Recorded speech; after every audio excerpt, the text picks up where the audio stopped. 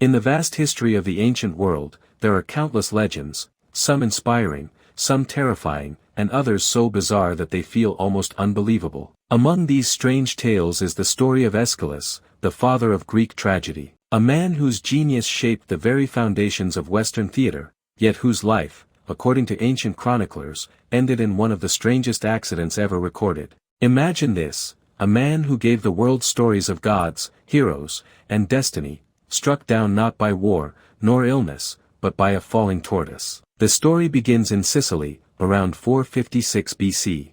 Aeschylus was already an old man, respected not just as a playwright but also as a warrior who had stood on the battlefield at Marathon and Salamis, fighting to defend Greece from the mighty Persian Empire. For him, courage and glory in war mattered more than fame on the stage. He was so proud of his service that his epitaph made no mention of his theater at all, only of his bravery as a soldier. But what fate had in store for him was not the death of a warrior, but something far stranger.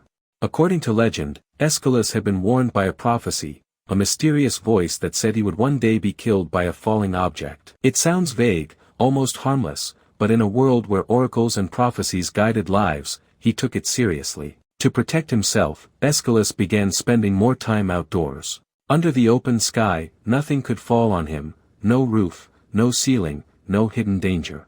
Or so he thought. One day, while he walked in the sunlight, far from the shelter of any building, an eagle soared above him. The bird carried in its talons a tortoise. Now, eagles had a clever way of breaking the hard shells of their prey. They would drop them from the sky onto rocks, letting gravity do the work. But this eagle, so the story goes, mistook Aeschylus's bald head for a stone. The bird let go of the tortoise, and in an instant, fate delivered its cruel punchline.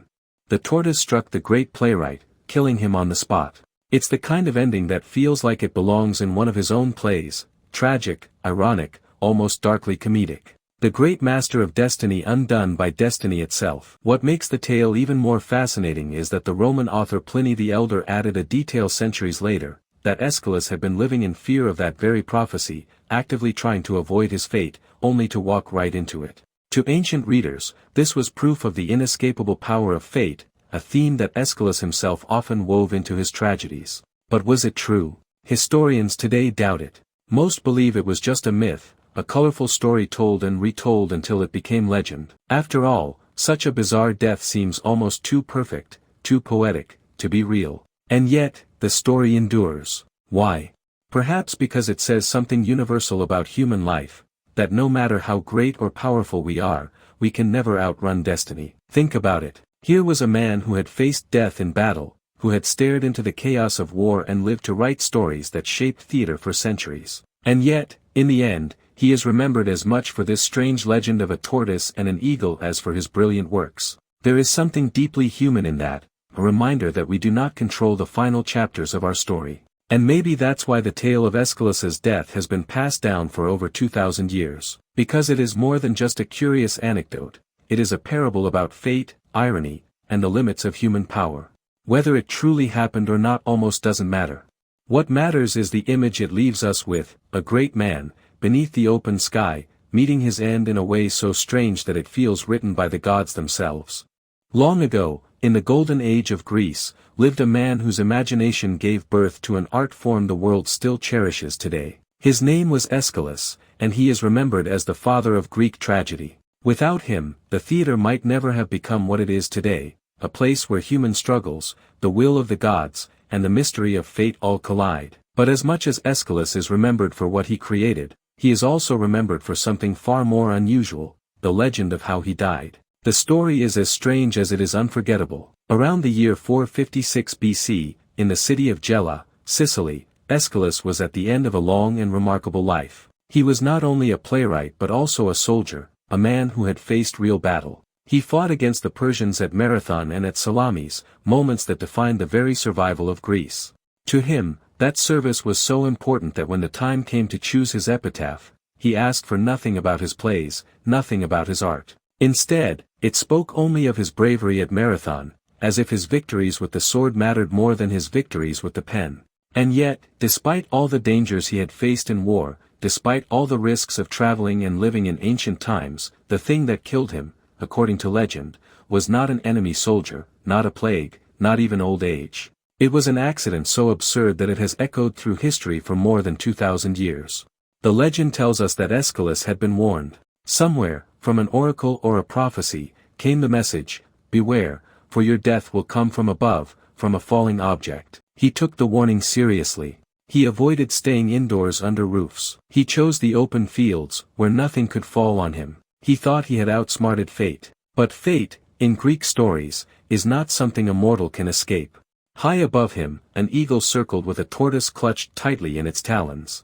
Eagles, clever hunters, knew how to feast on the meat inside the shell. They would carry tortoises into the sky and then release them, letting the earth itself crack the armor open. To the eagle, what it needed was a rock. And below, the shining bald head of Aeschylus looked, in that terrible instant, like just the thing it was looking for. The bird released its prey. The tortoise fell. And so, the story says, the great playwright of Greece, the master of tragedy, was struck down by the very symbol of irony, a tortoise falling from the sky. It is a tale almost too perfect, too strange to believe. Pliny the Elder, the Roman author, even wrote that Aeschylus had been spending all his time outdoors to protect himself from the prophecy, making the story even more bitterly ironic.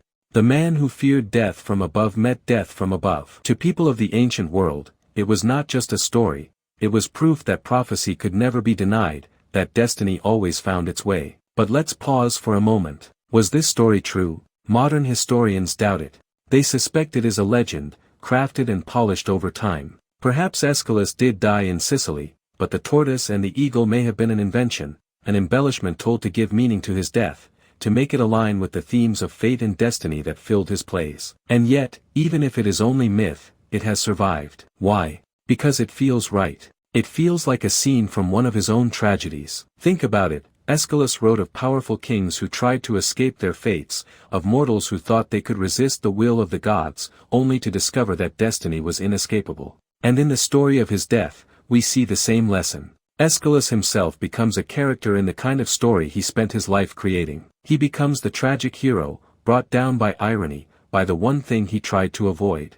And there is something almost humorous in it, too. The idea that a man who shaped the stage for centuries could be remembered not only for his brilliance but for this bizarre, almost comical death. It shows us how fragile and unpredictable life can be, how greatness does not protect us from chance, and how sometimes the strangest stories are the ones that endure. In the end, whether the tortoise really fell from the eagle's claws or not, the legend of Aeschylus's death has outlived the facts. It has become a reminder of something deeper, that human beings, no matter how wise, brave, or creative, are still subject to forces beyond their control. And maybe that's why this tale has survived through the centuries.